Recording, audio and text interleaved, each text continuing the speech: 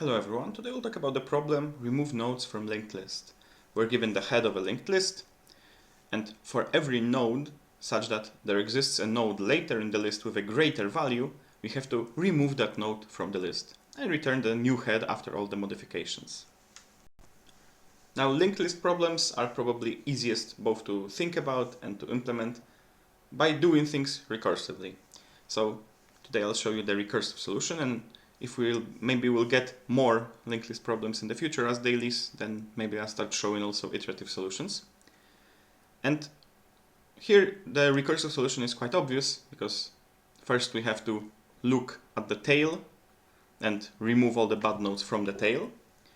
We also have to get somehow the maximum value in our tail. And if that maximum value is greater than the value of our current head, we have to remove our head and just return the modified tail. Otherwise, we can remove our head and of course make sure that it points to the new tail. Now, we could implement the solution naively. We'll just have to keep the maximum in the tail of our list in mind when we run the algorithm. However, there's also an observation here such that we don't have to actually do anything special to remember the maximum in the tail, because if we recurse on our tail and the tail is now a good list, then this condition of having no greater value after a given node means that this given node, this first given node in the list, has to be the biggest in the whole remaining list, which means that the maximum in our tail after processing is exactly the head of our tail, right? The first node in our tail. Which means that we just have to recurse, look at the value of the head of our tail, and this will be the biggest value in our tail, and maybe we have to skip ourselves, remove the tail, maybe we have to just return ourselves, and of course we have to make sure that we point to the tail. And this is exactly how it looks like in code. First of all, always remember to check if head is actually a list node and not a null pointer.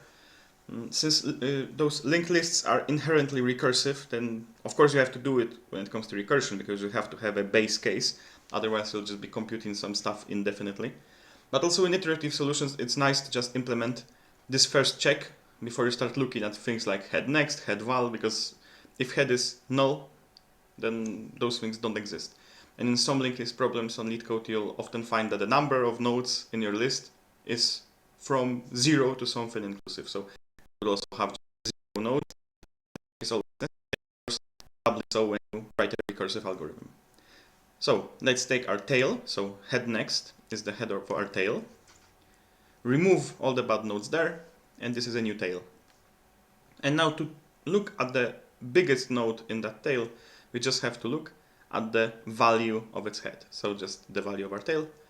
If it's greater than the head, we have to skip ourselves, so we just return the tail. And in that case, head now doesn't exist in the list.